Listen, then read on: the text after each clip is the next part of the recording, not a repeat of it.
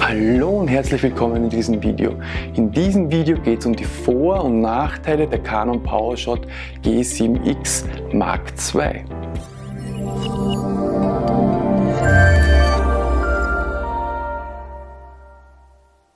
Die Canon G7X Mark II zählt aktuell zu den beliebtesten Einsteigerkameras für Fotografie und Video, zum Beispiel für YouTube. Warum? Sie ist günstig und hierzulande bekommt man sie bereits ab 510 €, neu und original verpackt, direkt vom Händler. Sie hat einen CMOS-Sensor mit einer Größe von 1 Zoll, also mit einer Fläche von 116,16 Quadratmillimeter und Kantenlängen von 13,2 x 8,8 mm. Einer effektiven Pixelzahl von 20,1 Megapixel bei einem Seitenverhältnis von 3:2. Da sie eine Kompaktkamera ist, kann man wie das Objektiv nicht wechseln. Dafür allerdings gibt es einen 4,2-fachen optischen Zoom plus einen 4-fachen digitalen Zoom. Von dem würde ich aber abraten, digital zoomen ist nie gut für die Bildqualität. Die flexiblen Brennweiten sind angegeben mit 8,8 bis 36,8 mm, was etwa 24 bis 100 mm entspricht.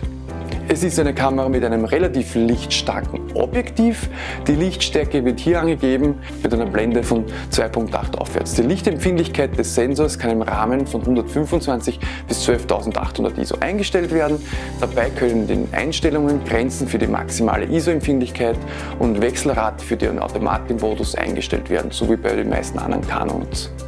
Sie hat einen optischen Bildstabilisator mit 5-achsigen Advanced Dynamic IS und Auto Level.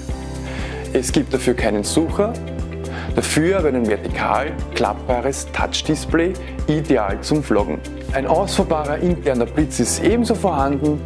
Fotos können sowohl in JPEG als auch RAW, Canon Original RAW 2 Edition, CA2 und Videos in Full HD als MP4 aufgenommen werden. Frameraten für Videos sind von 23,98 Bilder pro Sekunde über 25, 29,97, 50 und 59,94 Bilder pro Sekunde möglich.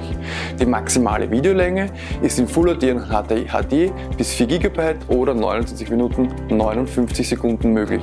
Für den Autofokus stehen 31 Fokuspunkte zur Verfügung, je nach Modus, Gesichtserkennung, Touch-Fokus, Spot-Autofokus können dabei einen oder mehrere Punkte gleichzeitig für die Messung des Fokus verwendet werden. Nicht zu vergessen, als Speicherkarte kann man die üblichen SD, SDHC und SDXC-Karten verwendet werden.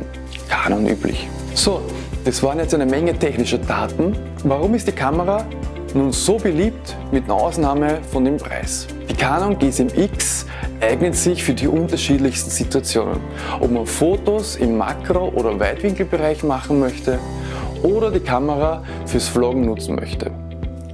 Alles ist möglich. Die Größe der Kamera ist dabei ideal, um sie immer dabei zu haben. Im Automatikmodus einfach draufhalten und Fotos machen oder filmen. Auch im manuellen Modus leistet die Kamera so einiges. Jetzt möchte ich auch ein bisschen zu den Nachteilen kommen. Die G7X Mark II ist eine Kompaktkamera.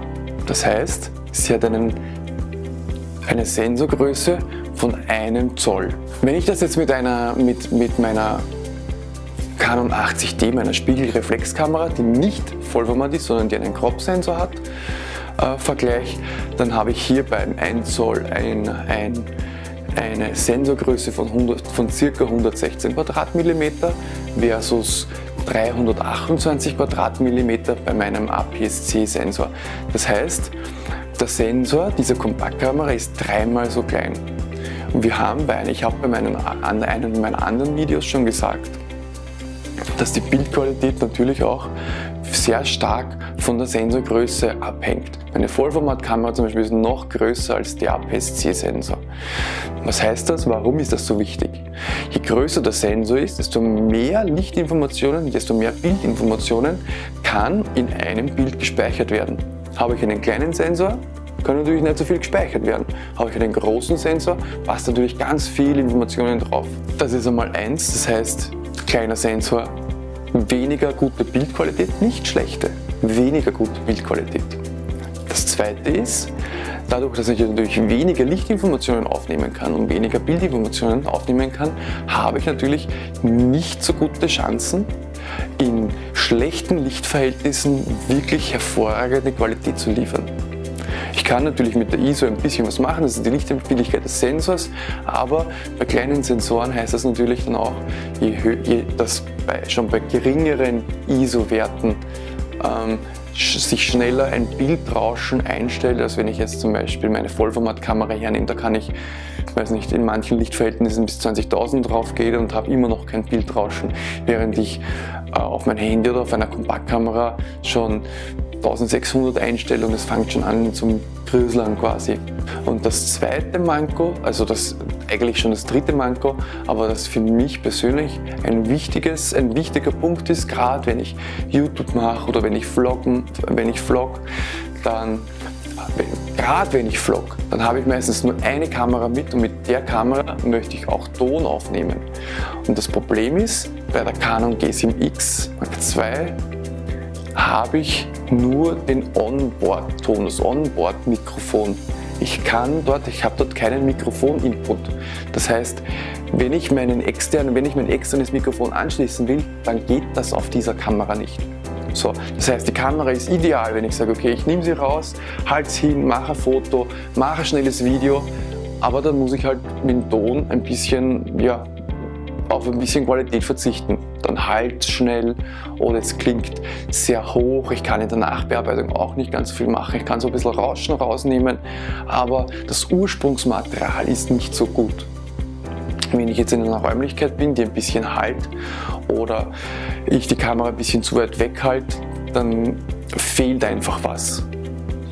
Wenn ich die Kamera natürlich sehr nah halte und in einer Umgebung bin, die nicht sehr laut ist, dann wird es mir wahrscheinlich auch reichen. Aber genauso wie ich hier meine beiden Lichter habe, die mich beleuchten, man sieht, meine Hände sind total hell, ja, ich kann auch nicht überall Tageslicht nutzen, geht nicht, in der Nacht scheint keine Sonne.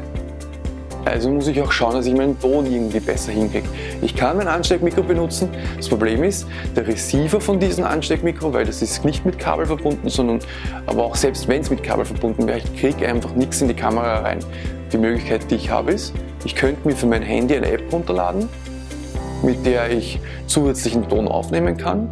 Und dann könnte ich zum Beispiel mit ein Richtormikrofon irgendwo hier positionieren, also noch außerhalb des Bildes, oder ich nehme mein Lavalier-Mikrofon und schließe das direkt an die Hände-App an, drücke auf Record und mittels des Referenztons, also des schlechteren Tons von dem Onboard-Mikrofon, von der Kompaktkamera, kann ich dann per Ton synchronisieren.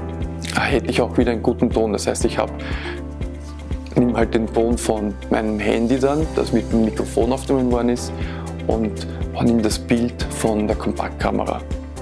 Deswegen, ja, als Einstiegsmodell ist sie nicht schlecht, die G7X. Vor allem, wenn ich jetzt sage, okay, ich mache nur kurze Sachen für Instagram, Facebook oder sowas. Aber wenn ich jetzt bessere Videos machen möchte für YouTube, die ein bisschen länger schon sind oder die ein bisschen detaillierter sein müssen, wo das Licht nicht immer passt und wo ich guten Ton haben möchte, dann sollte ich eher eine Kamera verwenden, die mir die Möglichkeit bietet, ein externes Mikrofon anzuschließen. Ich muss nicht immer zum teuersten greifen. Wichtig ist die Ansprüche, was wollt ihr machen? Was ist euer Anspruch? Was wollt ihr vermitteln? Reicht der Ton, den ihr habt? Prinzipiell, die Empfehlung ist immer, verwendet ein externes Mikro. Verwendet zusätzliches Licht. Selbst wenn ihr im Tageslicht seid und die Lichtverhältnisse für die Location, für den Hintergrund, den ihr habt, passt nicht, verwendet zusätzliches Licht. Verwendet zusätzliche Mikros. Ihr wollt die Leute entertainen, ihr möchtet den Leuten was erklären, was zeigen, was berichten, ein bisschen vloggen oder sowas. Dann muss da schon auch ein bisschen Qualität dahinter stecken, weil die Leute kriegen das ziemlich schnell mit, ob da jetzt eine gute Qualität dahinter ist, ob da ein bisschen Arbeit und Engagement dahinter steckt oder eher nicht. Ich hoffe, euch hat das Video ein bisschen weitergeholfen.